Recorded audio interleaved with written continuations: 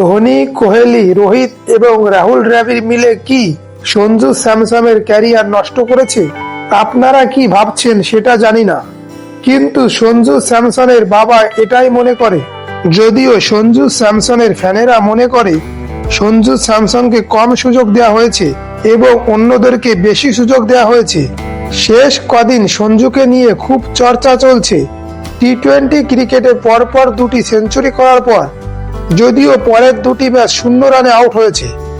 আন্তর্জাতিক ক্রিকেটে 10 বছর হয়ে গেছে সঞ্জু স্যামসনের, তারপরে ভারতীয় দলে নিজের জায়গা পাকা করতে পারেনি সঞ্জু স্যামসন। তার জন্য তার পিতা 3টি অধিনায়ক এবং 1টি কোচকে দায়ী করেছে। 2015 সালে ভারতীয় দলে অভিষেক হয়েছে সঞ্জু স্যামসনের। আন্তর্জাতিক ক্রিকেটে 10 বছর হয়ে গেলেও ভারতীয় দলে নিজের জায়গা এখনো পাকা করতে পারেনি সঞ্জু। আন্তর্জাতিক ক্রিকেটে সঞ্জু 16টি একদিনের ম্যাচ খেলেছে এবং 34টি টি-20 ম্যাচ খেলেছে। এখনো টেস্ট দলে জায়গা পায়নি সঞ্জু। সেই জন্য সঞ্জুর পিতা বিশ্বনাথনের নিশানায় মহেন্দ্র সিং ধোনি, বিরাট কোহলি, রোহিত শর্মা এবং রাহুল দ্রাবিড়। এর আগে যুবরাজ সিং এর পিতা যোগরাজ সিংও ধোনিকে নিশানায় নিয়ে বলেছে যুবরাজ সিং এর ক্যারিয়ারের শেষ দিকটা নষ্ট করে দিয়েছে ধোনি। বাংলাদেশের বিরুদ্ধে টি-20 সিরিজের শেষ ম্যাচে এবং দক্ষিণ আফ্রিকার বিরুদ্ধে টি-20 সিরিজের প্রথম ম্যাচে সেঞ্চুরি করেছে সঞ্জু। যদিও পরের 2টি ম্যাচ 0 রানে ফিরতে হয়েছে তাকে। সঞ্জুর ধারাবাহিকতা নিয়ে বারবার প্রশ্ন উঠেছে।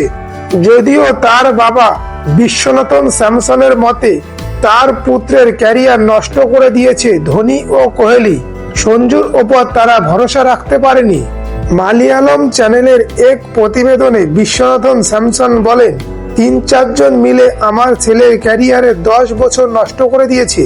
তিনি ধোনি, কোহলি, রোহিত শর্মা এবং রাহুল দ্রাবিড়ের নাম করে বলেন, ওরা আমার ছেলের ওপর ভরসা রাখতে পারেনি, ওরা ওকে সুযোগ দেয়নি, কিন্তু ওরা আমার ছেলেকে যত কষ্ট দিয়েছে ও তত ভালো হয়ে ফিরে এসেছে। বিশ্বনাথন বলেন, ভারতীয় দলের নতুন কোচ গৌতম গম্ভীর ও টি-20 নতুন অধিনায়ক সূর্যকুমার যাদব সঞ্জুর ওপর ভরসা রেখেছে, তাই ওকে টানা খেলিয়ে যাচ্ছে। তাই সঞ্জু স্যামসন বড় রানও করেছে। তার পুত্রের ওপর ভরসা রাখার জন্য গৌতম গম্ভীর ও সূর্যকুমার যাদবকে তিনি ধন্যবাদ জানিয়েছে। সঞ্জু ভারতীয় দলে ধারাবাহিকভাবে সুযোগ না পেলেও আইপিএলে সঞ্জুর উপর ভরসা রেখেছে রাজস্থান রয়্যালস। তিনি 2013 থেকে 15 এবং 2018 থেকে এখনো পর্যন্ত রাজস্থানের হয়েই খেলছেন। 2021 সাল থেকে তিনি রাজস্থানের অধিনায়ক। তিনি আইপিএলে মোট 167 ম্যাচে 4419 রান করেছে। তার ব্যাটিং স্ট্রাইক রেট 138 এবং ব্যাটিং গড় 30।